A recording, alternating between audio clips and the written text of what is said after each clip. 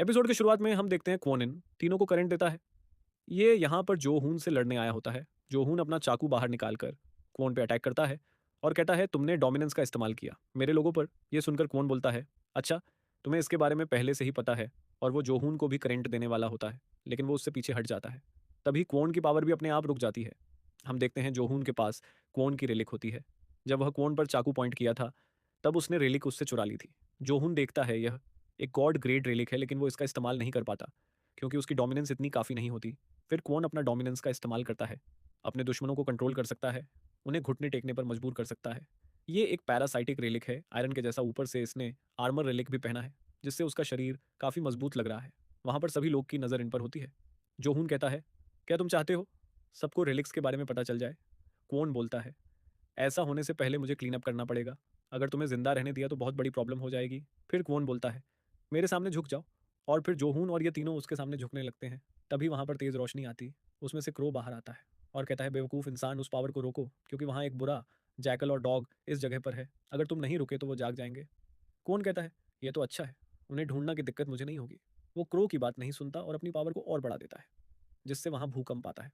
System जोहून को चेतावनी देता है कि यहाँ पर बड़ी मूर्तियां और पिरामिड्स जमीन से बाहर आने वाले हैं। उसकी रिलिक्स डैमेज हो रहे हैं। जोहून ने फ्यूचर गाइड से इसके बाहर में पढ़ा था। सुंगवू कहता है यहाँ हो क्या रहा है? जोहून बताता है क्वोन की वजह से हम यहाँ फंस चुके हैं, पूरे दुनिया में ऐसे ही कई टूम्स बन गए हैं। तभी वहाँ रेलिक आता है और बोलता है तुम सब कौन हो? जोहून बोलता है ये सेट रेलिक है, डार्कनेस डिस्ट्रक्शन ईविल गॉड में से एक था। फिर वहाँ डॉग आता है और कहता है तुम लोगों की हिम्मत कैसे हुई हमारा आराम खराब करने की? सोंगवू कहता है अब एक और वहाँ आ गया। जोहून बोलता है नहीं, वो दो है। ये डॉग जैसा दिखने वाला अनुबिस है और उसके गले में बोलने वाला जो नेकलेस है वो ऑसिरिस है। वो फर्टिलिटी और आफ्टर लाइफ गॉड था। दूसरी तरफ अनुबिस फ्यूनरी राइट्स गॉड था। वो मरे हुए लोगों को अंडरवर्ल्ड गाइड करता था। जोहून सोचता है यह तो कमल है, एक साथ तीन गॉड ग्रेट रेलिक। अनुबिस कहता है तुम इंसानों में इतनी ताकत कैसे हो सकती है? हमें जगाने में सेट बोलता है मुझे कोई जानी पहचानी स्मेल आ रही है। इन लोगों में से हमें इन सबको मारना होगा ताकि यह स्मेल यहाँ से चली जाए। जोहून हमारू भी पत्थर का एक्टिवेट करता है। सेट बोलता है तुम मुझसे क्या करोगे, वो रेलिक का रैंक हमसे नीचे है। और फिर सेट फायर अटैक करता है, लेकिन जोहून उसके अटैक को रोकर उसे ही वापस कर देता है। सेट कहता है ये वो क्रो, मुझे इस इंसान के अंदर से क्रो की स्मेल आ रही है। ऑसिरिस बोलता है वो गद्दार जिसने इंसानों के साइड लिया, लेकिन हमने तो उसे सील कर दिया था। तुम्हारी नाक तो ठीक है ना? ये सुनकर सेट बोलता है तुम्हें क्या लगता है मेरी नाक झूठ बोल रही है? अनुबिस कहता है तुम दोनों शांत हो जाओ, मेरी ट्रायल इस इंसान को सजा देगी। और फिर जोहून को देखते हैं जो तराजू के ऊपर खड़ा होता है। अनुबिस बोलता है यह स्केल ऑफ जस्टिस है जो तुम्हारी किस्मत तय करेगा। जोहून सोचता है मुझे पता है। अनुबिस रेलिक के ऑनर से ये लोगों से सवाल पूछता है, उसे सारे सवाल का जवाब हाँ कहकर देना है। अनुबिस बोलता है मैं तुमसे 42 सवाल पूछूंगा। अगर जोहून ने सारे सवाल का जवाब हाँ बोलकर दिया तो वो पास हो जाएगा, अगर उसने झूठ बोला तो उसे सजा मिलेगी। ट्रायल शुरू हो जाता है। अनुबिस पूछता है क्या तुमने कभी चोरी की है? यह सुनकर जोहून के पसीने छूट जाते। उसने चोरी बहुत बार करी है, हर दिन चोरी करता था। फिर यह दूसरा सवाल पूछता है क्या तुमने कभी झूठ बोला है? तीसरा सवाल क्या तुमने किसी को मारा है? यह सब जोहून ने किया है, लेकिन वो हाँ नहीं कह सकता है। उसे याद आता है कि अनुबिस का ऑनर एक छोटा बच्चा था क्योंकि उसने कोई पाप नहीं किया। इसी वजह से उसने सारे सवाल का जवाब हाँ कहकर ट्रायल पास कर लिया था। फिर अनुबिस बोलता है अब तुम्हारा फैसला होगा, तुम एक पापी इंसान हो और तुम्हें नरक में भेजा जाएगा। फिर जोहून नरक में पहुंच जाता है। वो देखता है हर जगह हड्डियों होती है। तभी वहां पर जॉम्बीज की फौज आ जाती है। अनुबिस चाहता है कि जोहून मरने से पहले टाडीडीएच पे और जॉम्बीज उस पर अटैक करते हैं। जोहून बड़ी हड्डी उठाकर उनसे लड़ता है और भी जॉम्बीज आते हैं, जोहून पर भारी पड़ रहे होते हैं। तभी वहां पर अपने क्रो की एंट्री होती है। वो जोहून को बचाने आया होता है। सीन बदलता है। सभी लोग सर्कल के अंदर देख रहे होते हैं। सेट बोलता है उसे इतनी देर क्यों लग रहा है? तभी सर्कल टूटने लगता है, उसमें से जोहून बाहर निकलता है। ये दोनों सोचते हैं एक मामूली इंसान बाहर कैसा आ गया? फिर ये देखते हैं जोहून के साइड में क्रो भी होता है। अनुबिस बेहोश होकर वापस आता है। वो समझ जाते हैं क्रो ने जोहून की मदद की। सेट कहता है हमने तुम्हें सील किया था, तुम वापस कैसे आ गए? तुमने इंसानों के साथ मिल गए, हमारे ऊपर हमला किया और पावर भी छीन ली। मैं तुम सबको खत्म कर दूंगा। फिर जमीन से बड़े जॉम्बीज बाहर आते हैं। क्रो कहता है अब मैं तुम्हारी कोई मदद नहीं कर सकता है। जोहून बोलता है मुझे तुम्हारी मदद चाहिए भी नहीं। क्रो वहां से गायब हो जाता है। जोहून मुरामासा तलवार बाहर निकालता है और सब जॉम्बीज पर हमला करता है। वो एक एक करके सबको खत्म करे जा रहा होता है। ऑसिरिस और सेट ने भी जॉम्बी को रूप लिया होता है और कहते हैं चाहे यह कितना भी जॉम्बीज को मारे ये खत्म नहीं होंगे। जोहून को अब जॉम्बीज की असली शरीर ढूंढना होगा। फिर वो अपना चाकू निकालता है, ये भी इजिप्शियन नाइफ है और ये अपने मास्टर को सेंस कर सकता है और बोलता है मास्टर अनुबिस वो यहीं पर है। जोहून कहता है मुझे बताओ वो कहाँ, हम उनसे मिलने चलते हैं। फिर जोहून चाकू के साथ उन ज़ॉम्बीज़ को ख़त्म करता है। हम देखते हैं जिसे अनुबिस को होश आ जाता है। सेट बताता है हमने अपनी पावर्स का इस्तेमाल किया क्योंकि क्रो यहाँ आ गया था, वो रिलिक्स खाता है। जोहून को भी पता चल जाता है ये तीनों कहाँ पर है। सबसे पहले वो सेट और ओसिरिस को ख़त्म करता है और फिर अनुबिस को बोलता है चलो फिर से ट्रायल शुरू करते हैं। अनुबिस कहता है तुम कभी पास नहीं हो पाओगे, लेकिन जोहून कहता है मैं बिल्कुल होऊंगा, वादा करता हूँ। फिर से इनकी ट्रायल शुरू हो जाती है। अनुबिस सवाल पूछने से पहले ही जोहून उसका गला पकड़कर बोलता है तुम वही सवाल पूछोगे जैसा मैं बताऊंगा, क्या तुमने पहले कभी चोरी की है? अनुबिस सीधा मना करता है तो जोहून उसका गला दबाने लगता है। ना चाहते हुए भी अनुबिस को उसकी बात माननी पड़ती है। जोहून जो बोलता है अनुबिस करता है। एंडवेल सारे टूम्स वहाँ से ज़मीन के अंदर चले जाते हैं। जोहून को अनुबिस रिलिक मिल जाता है और सिस्टम से उसे बहुत सारे नोटिफिकेशन आते हैं। डेथ रिलिक को हराने से उसकी डोमिनेंस बढ़ गई और अफिनिटी घट गई। तभी क्वोन आता है और बोलता है मैंने तुम्हारी एबिलिटी को कम समझा, इसके लिए माफ़ कर दो। मैं तुम्हें ऑफ़र देता हूँ क्या ना हम मिलकर साथ काम करें। वैसे भी ये दुनिया बदलने वाली है, हमें तुम जैसे लोगों की ज़रूरत है। टीकेबीएम का चेयरमैन होने के नाते मैं तुम्हें हर एक चीज़ में सपोर्ट दूंगा, बस तुम मेरे लिए काम। जोहून को बहुत गुस्सा आता है। वो अपनी तलवार बाहर निकालकर क्वोन के गले पर रख देता है और बोलता है पहले तुम कह रहे थे साथ में काम करना चाहते हो और अब मेरे लिए काम करो। मैं जानता हूं तुम बुरे इंसान हो। क्वोन कहता है मेरा मतलब वो नहीं था। तुम टीकेबीएम कॉरपोरेशन में जितना चाहे उतना रिलिक इस्तेमाल कर सकते हो, चाहे वो बैटल या हीलिंग रिलिक्स क्यों ना हो। जोहून को पता है किस तरह से इसने ट्री ऑफ लाइफ का इस्तेमाल करके मुझे अपना गुलाम बनाया था, लेकिन मैं इस बार इसकी बातों में नहीं फंसूंगा और क्वोन का गला काट देता है। यह देखकर बाकी तीनों डर जाते हैं, लेकिन उसका गला फिर से जुड़ जाता है। मतलब इसके पास एक्िलीज बॉडी रेलिक है। एक्िलीज नाम का एक योद्धा हुआ करता था। जब वो बच्चा था तब उसकी माँ ने उसे रिवर स्टिक्स में डुबा दिया था ताकि वो और ताकतवर बन सके, लेकिन उसकी एड़ी नहीं डूबी, जिस वजह से उसकी कमजोरी बन गई। कौन की भी कोई तो कमजोरी जरूर होगी, लेकिन उसे समझ नहीं आता वो क्या है। कौन कहता है तुम मुझे मार नहीं सकते, क्या तुम्हें सोचने का थोड़ा और समय चाहिए? जो हून बोलता है हाँ मुझे चाहिए तुम्हारे इस गंदे सिर को अलग करने का समय। फिर वो मुरामासा पावर एक्टिवेट करके अपना पूरा जोर लगा देता है क्वोन पर अटैक करने में, जिससे तलवार टूट जाती है। क्वोन के शरीर से लाइटनिंग गिरती। इसका मतलब कि रेलिक ने उसके शरीर पर कंट्रोल कर लिया है। रेलिक जोहून पे हमला करती है। तुरंत जोहून हमुराबी पत्थर एक्टिवेट करता है।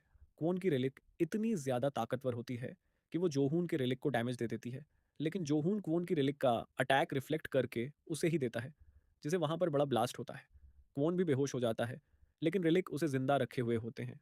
जोहून अपनी तलवार से क्वोन पर अटैक करता है, लेकिन वो एक्टिवेट नहीं होता क्योंकि वो टूट चुका था और हम्मुराबी पत्थर भी डैमेज है। सेम क्वोन के रिलिक पर भी जाता है। अब जोहून को अपने रिलिक ठीक करवाने होंगे। फिर वो आयरीन को फ़ोन लगाता है और कहता है मैं यू जायहा नाम के इंसान को ढूंढना चाहता हूँ, इसमें तुम्हारी मदद चाहिए। सीन बदलता है। आयरीन बताती है कि यू जेहा मर चुका है। मेरे भाई को आर्ट बहुत पसंद था।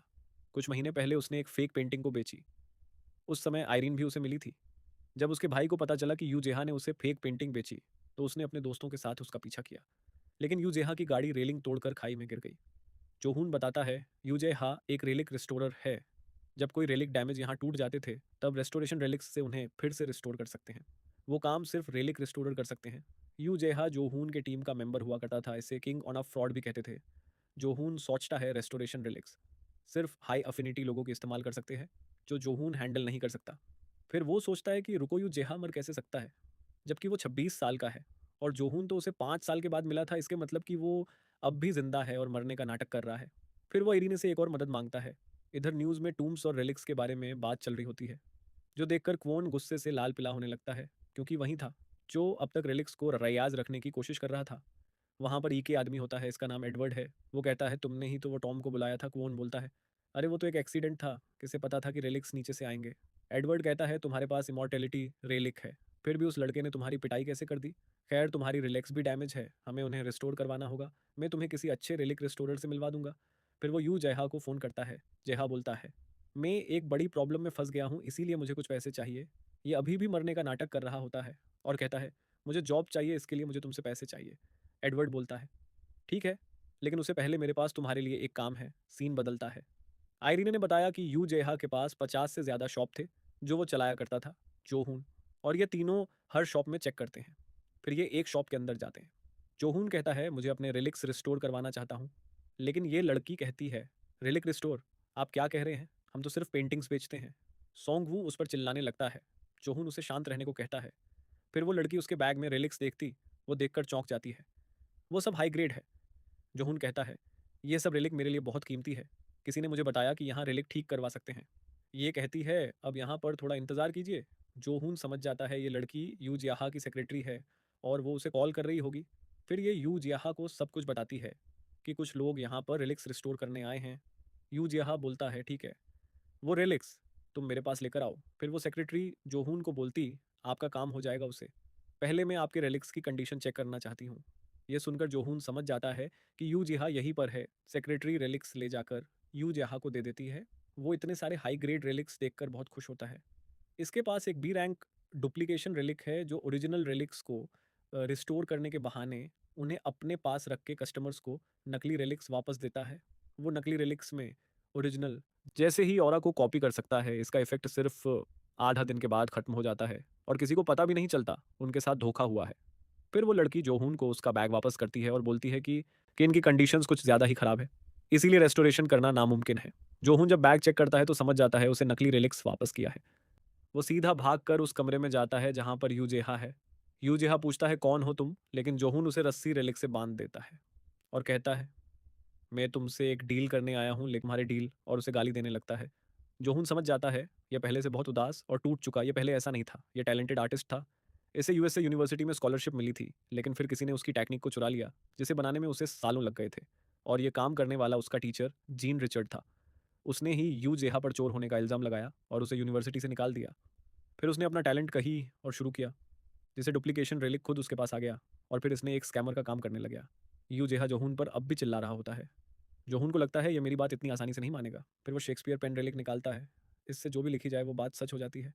वो लिखता है कि यू जेहा की दोनों पैर के बीच बहुत दर्द होगा। फिर वो उसे एक कॉन्ट्रैक्ट साइन करवाता है और उसने हम्मुराबी पत्थर का एक्टिवेट किया है ताकि यू जेहा कॉन्ट्रैक्ट तोड़ने की कोशिश भी ना करे, वरना उसे सज़ा मिलेगी। जोहून बोलता है तुम्हें $6000 दूंगा और जितने भी रिलिक्स तुम रिस्टोर करोगे उसका बोनस भी मिलेगा, तो इसमें दिक्कत क्या है। लेकिन यू जेहा कहता है मेरा कॉन्ट्रैक्ट तो पहले से ही टी के बी एम के चेयरमैन के साथ है, तुम जानते हो वो कौन है। जोहून सोचता है, लगता है कॉन्ट्रैक्ट से बात नहीं बनेगी, अगर मुझे इसका टैलेंट का इस्तेमाल करने के लिए इसका भरोसा जीतना होगा। फिर जोहून कहता है चलो हम एक दूसरे को जान लेते हैं। मेन जोहून स्यू, नई एक्सिबिशन टीम लीडर में तुम्हें रिक्रूट करना चाहता हूँ, लेकिन यू जियाहा अपने बारे में कुछ नहीं बताता। तो जोहून बोलता है तुम एक अच्छे टैलेंटेड आर्ट स्टूडेंट थे और नकली पेंटिंग्स बनाकर गुजारा करते हो।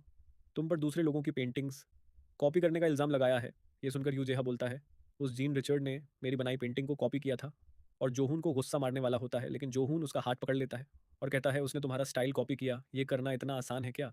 यू जायहा बोलता है हाँ, अगर तुम किसी पेंटिंग को देखते हो तो उसने वो भी बना दिया जो मैंने मन में सोचा था, जैसे वो मेरा दिमाग पढ़ रहा हो। जोहून बताता है शायद उसने कोई रेलिक इस्तेमाल किया जो दूसरे लोगों की एबिलिटी कॉपी करता है। जोहून कहता है मैं तुम्हारी पेंटिंग की टेक्निक और तुम्हारी इज्जत वापस दिलाऊंगा, बदले में तुम्हें मेरे साथ करना होगा।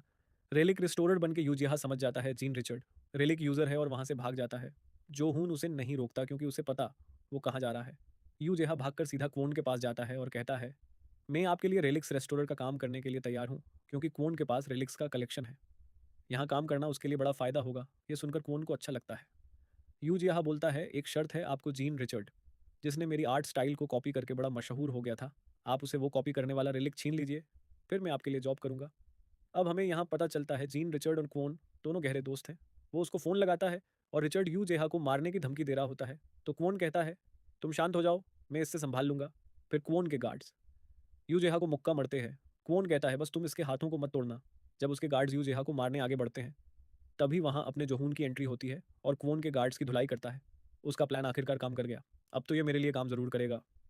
एंड वेल इसी के साथ एपिसोड यहीं पर ख़त्म होता है गाइस। प्लीज़ वीडियो को लाइक कर दो, चैनल को सब्सक्राइब कर दो, कमेंट भी कर दो। फिर मिलेंगे नेक्स्ट वीडियो, तब तक के लिए बाय बाय।